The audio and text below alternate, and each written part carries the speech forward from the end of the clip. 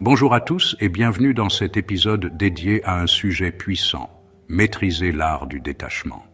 Aujourd'hui, nous allons explorer comment le stoïcisme, une philosophie vieille de plus de 2000 ans, peut nous aider à cultiver un détachement émotionnel sain pour vivre une vie plus sereine et équilibrée. Que vous soyez submergé par le stress, les émotions intenses ou les attentes des autres, cet épisode vous offrira des clés pratiques pour retrouver la paix intérieure. Alors, prenez une grande inspiration, installez-vous confortablement et commençons ce voyage vers la maîtrise de soi. Qu'est-ce que le détachement émotionnel ?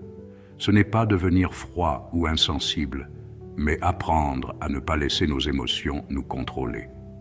Le stoïcisme nous enseigne que nous ne pouvons pas tout contrôler dans la vie, mais nous pouvons contrôler notre façon de réagir. Aujourd'hui, nous allons voir comment appliquer ces principes dans notre quotidien.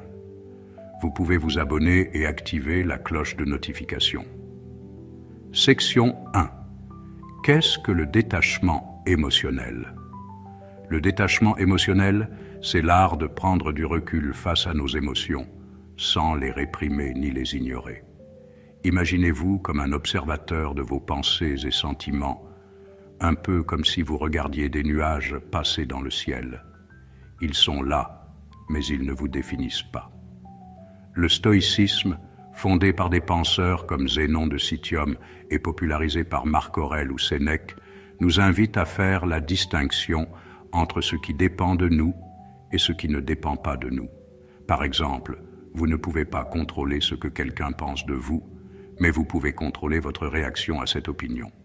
Le détachement, c'est choisir de ne pas s'accrocher à la colère, à la peur ou à la tristesse, mais de les laisser passer. Cela ne signifie pas être indifférent, mais plutôt libre. Libre des chaînes que nos émotions peuvent parfois nous imposer. Prenons un exemple. Vous recevez une critique au travail. Votre premier réflexe pourrait être de vous sentir blessé ou en colère. Le stoïcisme vous invite à vous poser cette question. Est-ce que cette critique change qui je suis ou ce que je peux faire ? En vous détachant émotionnellement, vous pouvez analyser la critique de manière objective et décider si elle mérite votre attention. Section 2. Les principes stoïciens pour le détachement. Le stoïcisme repose sur 4 principes clés qui peuvent nous guider vers le détachement émotionnel. La sagesse, le courage, la justice et la tempérance. Voyons comment chacun peut nous aider. La sagesse, comprendre ce qui est en notre contrôle. Marc Aurèle disait « Tu as le pouvoir sur ton esprit, pas sur les événements extérieurs. Réalise cela et tu trouveras la force. » Posez-vous cette question. Est-ce que je peux changer cette situation ? Si la réponse est non, laissez aller. Par exemple, vous ne pouvez pas contrôler la météo, alors pourquoi vous énerver s'il pleut ? Le courage. Affronter les émotions inconfortables.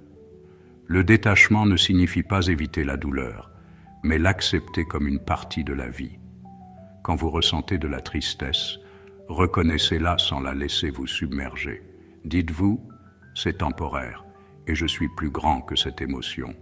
La justice, être bienveillant envers soi-même et les autres. Le détachement émotionnel ne veut pas dire couper les ponts avec les autres. Au contraire, en vous détachant des jugements ou des attentes, vous pouvez aimer et soutenir les autres sans vous perdre dans leurs problèmes. La tempérance, modérer ses désirs et réactions. Le stoïcisme nous apprend à ne pas nous attacher à des choses éphémères, comme la richesse ou la validation. En réduisant notre dépendance à ces choses, nous gagnons en liberté intérieure. Un exercice simple pour appliquer ces principes. La prochaine fois que vous ressentez une émotion forte, prenez 1 minute pour respirer profondément. Demandez-vous, est-ce que cette émotion vient de quelque chose que je peux contrôler ? Si ce n'est pas le cas, visualisez-la comme une vague qui passe sur vous sans vous emporter. N'oubliez pas de s'abonner et activez la cloche de notification pour plus d'éducation. Section 3. Outils pratiques pour cultiver le détachement. Passons maintenant à des outils concrets pour intégrer le détachement dans votre quotidien.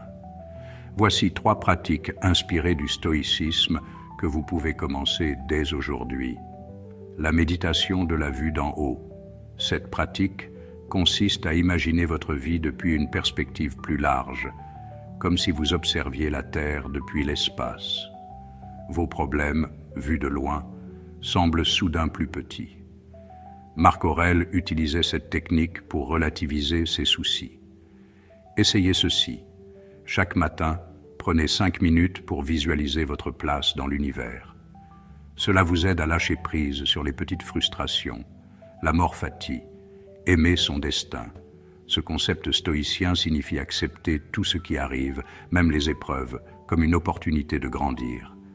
La prochaine fois que vous faites face à un échec, dites-vous « C'est une chance pour moi d'apprendre ». Cela transforme les obstacles en leçons. Le journal stoïcien. Chaque soir, prenez 5 minutes pour écrire ce qui vous a perturbé dans la journée et comment vous auriez pu réagir différemment.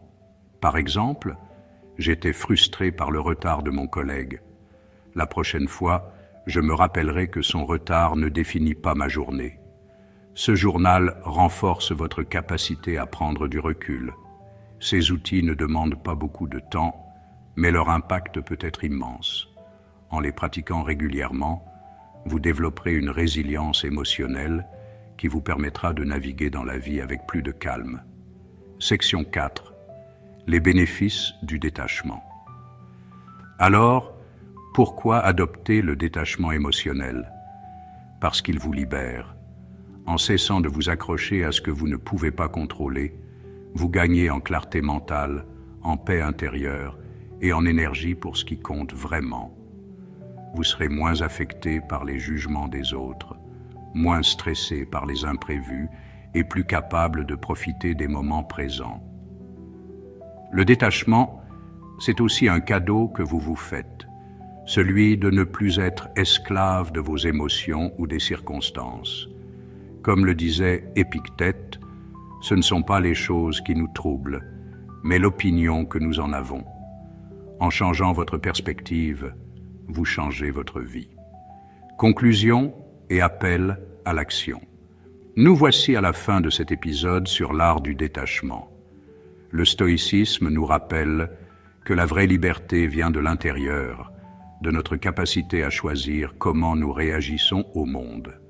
Alors, je vous lance un défi. Cette semaine, essayez l'un des outils que nous avons partagés, que ce soit la méditation de la vue d'en haut, l'amor fati ou le journal stoïcien.